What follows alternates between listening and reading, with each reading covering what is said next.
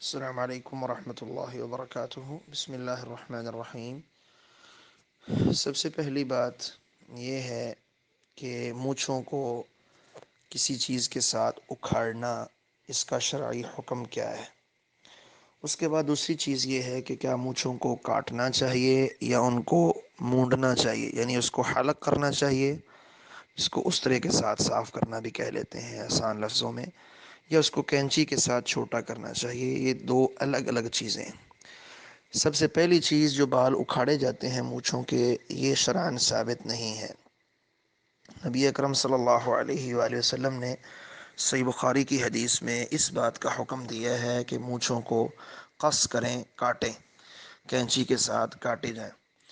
آپ صلی اللہ علیہ وسلم کی کسی بھی حدیث میں نتف اکھاڑنے کا ذکر نہیں ہے۔ اکھاڑنے کا جو ذکر آیا ہے وہ ہے نتف الابط، بغلوں کے جو بال ہیں ان کو اکھاڑا جا سکتا ہے شرعی طور پہ۔ کوئی اکھاڑ لے تو وہ درست ہے، البتہ کوئی نہیں اکھاڑنا چاہتا تو وہ بلیڈ وغیرہ کے ساتھ یا سیفٹی کے ساتھ اس کو صاف کر لے تو وہ بھی ٹھیک ہے، اس میں کوئی حرج نہیں ہے، دونوں طرح اس کی رخصت موجود ہے۔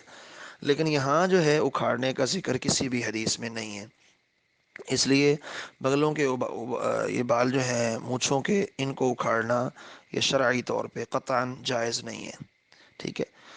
ہاں البتہ اب مسئلہ یہ ہے کہ جب اکھاڑنے نہیں ہیں تو کیا ان کو استرے کے ساتھ یا بلیڈ کے ساتھ مکمل صاف کرنا ہے یا کینچی کے ساتھ چھوٹا کرنا ہے۔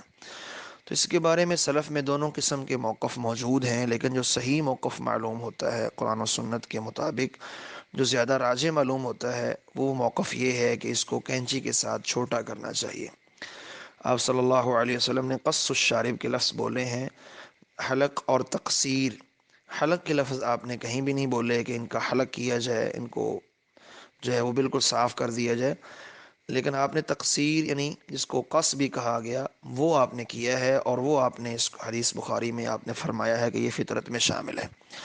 اور کئی ایک صحابہ کرام کا عمل بھی ہے کہ وہ کینچی کے ساتھ اتنے بال باریک کرتے تھے، حتیٰ کہ جو نیچے جو چمڑا ہوتا ہے ہونٹوں کا، یہ والا جو نیچے ہوتا ہے اس کے چمڑا، وہ نظر آتا تھا۔ تو کینچی کے ساتھ آپ جتنی مرضی باریک کرنا چاہیں وہ کر سکتے ہیں، لیکن اس کے اوپر استرا وغیرہ استعمال کرنا، اس کا بھی صحیح موقف کے مطابق ثبوت کوئی نہیں ہے۔